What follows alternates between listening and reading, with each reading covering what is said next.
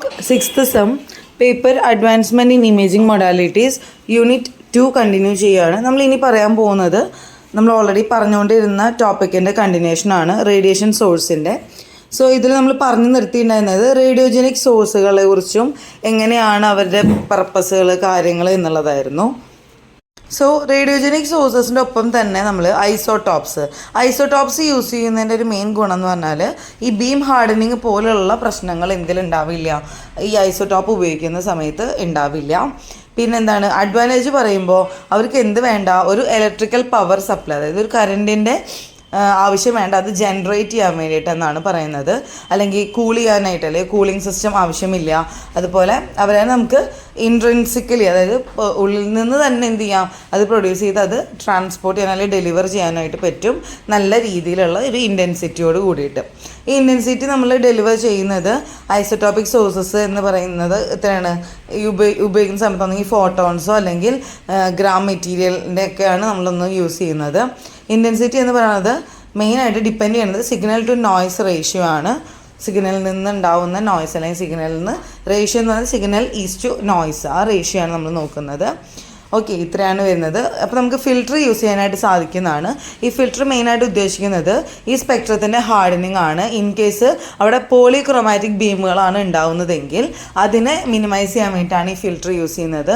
അപ്പോൾ ഏത് മെറ്റീരിയൽ എടുക്കണം എന്നുള്ളതൊക്കെ ഇത് യൂസ് ചെയ്യണതിൻ്റെ ആവശ്യം എന്താണെന്ന് അനുസരിച്ചിട്ടാണ് നമ്മളത് സെലക്ട് ചെയ്യുക. ഇനി എക്സ്റേ സോഴ്സ് എന്ന് പറയുന്നത് നമ്മുടെ പല ടൈപ്പുകളുണ്ട്. അതിനും എന്തുണ്ട്, ഡിപ്പെൻസ്, ഓരോ ടൈപ്പിനും ഓരോ തരത്തിലായിരിക്കും അതിൻ്റെ പൾസേഷൻസും അങ്ങനെ പുറത്തേക്ക് എനർജി എമിറ്റ് ചെയ്യാനുള്ള കഴിവും. ഓക്കെ, അപ്പം നല്ല രീതിക്കുള്ള റെഗുലേഷൻസും അതുപോലെ പൾസ് മോഡൊക്കെ കറക്റ്റ് ആക്കണം, പാരാമീറ്റേഴ്സ് കറക്റ്റ് ആയിരിക്കണം, പിന്നെ ഡ്യൂറേഷൻ കറക്റ്റ് ആയിരിക്കണം, ഫ്രീക്വൻസി ഒക്കെ കറക്റ്റ് ആയിരിക്കണം. ഇനി പൾസ് മോഡ് എന്താണ് ഗുണം വെച്ചെങ്കിൽ ആനോഡിൻ്റെ വാമിങ്, ചെറിയൊരു ചൂട്, ആനോഡ് ചൂടാക്കാനായിട്ട്, ആനോഡ് എന്ന് പറയുന്നത് ടാർഗറ്റ് ആയിട്ടാണ് വർക്ക് ചെയ്യുന്നത്. അപ്പോൾ എന്തുണ്ടാവും, നമുക്ക് ഡോസിൻ്റെ നമ്മുടെ ആവശ്യത്തിനുള്ള ഡോസിൻ്റെ കീപ്പ് ചെയ്യാൻ പറ്റും. ആ ഡോസ് തന്നെ നമുക്ക് ഉദ്ദേശിച്ച ഡോസിൽ തന്നെ എത്താനായിട്ട് സാധിക്കും. നമ്മൾ ഫോക്കസിൻ്റെ നിയർ ആയിട്ട് വെക്കുന്ന സമയത്ത് കൊളിമേറ്റർ എന്ത് ചെയ്യും, ഈ ഇത്തരത്തിലുള്ള ബീമിൻ്റെ ലിമിറ്റേഷൻസ് കൺട്രോൾ ചെയ്യാനായിട്ട് കൊളിമേറ്റർ യൂസ് ചെയ്യാനായിട്ട് സഹായിക്കും. പിന്നെ കൊളിമാറ്റർ എന്ന് പറയുന്നത് ഒരു ഗുണം എന്താണെന്ന് വെച്ചാൽ ബാക്ക് സ്കാറ്ററിങ് റേഡിയേഷൻസിന് എന്ത് ചെയ്യും, തടയും. ഓക്കെ, അല്ലെങ്കിൽ ഇങ്ങനെ അതിൻ്റെ എണ്ണം വളരെയധികം കുറയ്ക്കും. അപ്പോൾ ആ ഒബ്ജക്റ്റിൻ്റെ റൂമിൻ്റെ ഉള്ളിൽ നിന്ന് തന്നെയുള്ള ബാക്ക് സ്കാറ്ററിങ് ഒഴിവാക്കാനായിട്ട് നമുക്ക് കൊളിമേറ്റർ യൂസ് ചെയ്യാം ഒരു സോളിഡ് ആംഗിളിൻ്റെ പ്രസൻസിൽ. ദെൻ ഒബ്ജക്റ്റ് എന്ന് പറയുന്നത് ഒരു ഒബ്ജക്റ്റിൻ്റെ ക്യാരക്ടറിസ്റ്റിക്സ് എന്ന് പറയുന്നത് നമുക്കത് കാണുമ്പോൾ ഇൻഡിക്കേറ്റ്, അതായത് നമുക്ക് കണ്ടുപിടിക്കാൻ പറ്റണം, ഡിറ്റക്റ്റ് ചെയ്യാൻ പറ്റണം. കൺട്രോളിങ്ങിനൊക്കെ മുന്നേ തന്നെ പല ക്രൈറ്റീരിയാസ് ഉണ്ട്. ഒന്ന് അതിൻ്റെ വോളിയം, സൈസ്, അതുപോലെ ഡയമെൻഷൻസ് ആണ്. ലാർജ് ഡയമെൻഷൻസുള്ള ഒബ്ജക്റ്റ് ആണെങ്കിൽ വലിയ അത്യാവശ്യം വലുപ്പമുള്ള വാസ്റ്റ് ആയിട്ടുള്ളൊരു ഫീൽഡ് വേണം.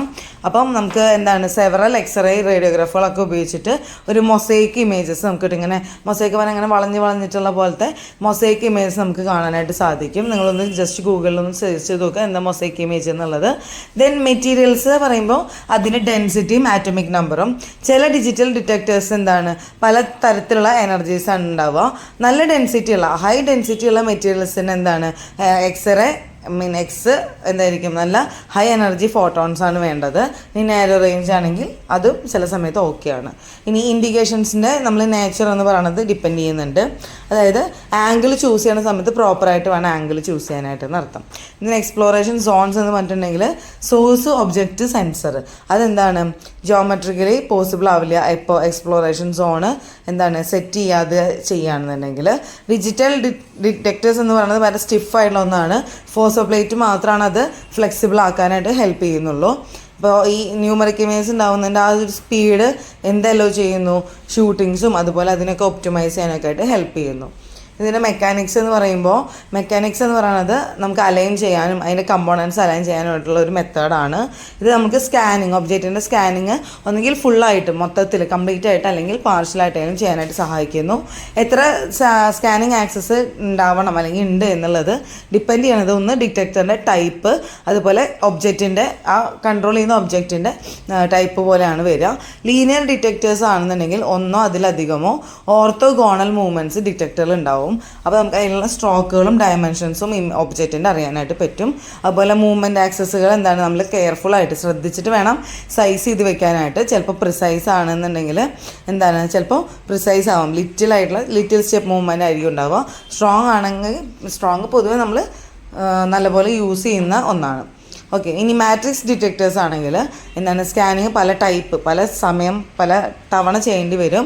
എങ്ങനെയാണെന്ന് വെച്ച് കഴിഞ്ഞാൽ സെൻസറിൻ്റെ വിഡ്ത്തും ഹൈറ്റും ഒക്കെ അഡ്ജസ്റ്റ് ചെയ്ത് വെച്ചിട്ട് നമുക്കപ്പോൾ മൊസൈക്ക് ഇമേജസ് കിട്ടും.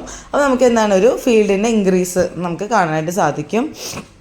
ഇവിടെയും മൂവ്മെൻറ്റിൻ്റെ ആക്സസ് എന്താണ് പ്രിസൈസ് ആയിരിക്കണം, കറക്റ്റ് ആയിരിക്കണം സെൻസറിൻ്റെ പ്രിസിഷനായിട്ട്. ഇനി മെക്കാനിക്കൽ പാരാമീറ്റേഴ്സ് എന്ന് പറയുന്നത് സ്പീഡ് ഉണ്ട്, ആക്യുറസി, റിപ്പറ്റീറ്റീവ്നെസ് കണ്ടിന്യൂസ് പിന്നെയും ചെയ്യേണ്ടി വരുന്നത്, ദെൻ സ്റ്റെബിലിറ്റി ഓൺ മൂവ്മെൻറ്റ് പറയുമ്പോൾ നമ്മളിങ്ങനെ ഒരു പ്രോപ്പർ രീതിയിൽ വേണം മൂവ് ചെയ്യാനായിട്ട്. ഒരിക്കലും തീരെ അഡ്ജസ്റ്റ്മെൻറ്റ് ഇല്ലാണ്ട് മൂവ് ചെയ്യാൻ പാടില്ല. പിന്നെ കോഡിങ്, ലൊക്കേഷൻ്റെ കോഡിങ്, ഇതൊക്കെയാണ് മെയിനായിട്ട് വരുന്നത്. Okay, thank you.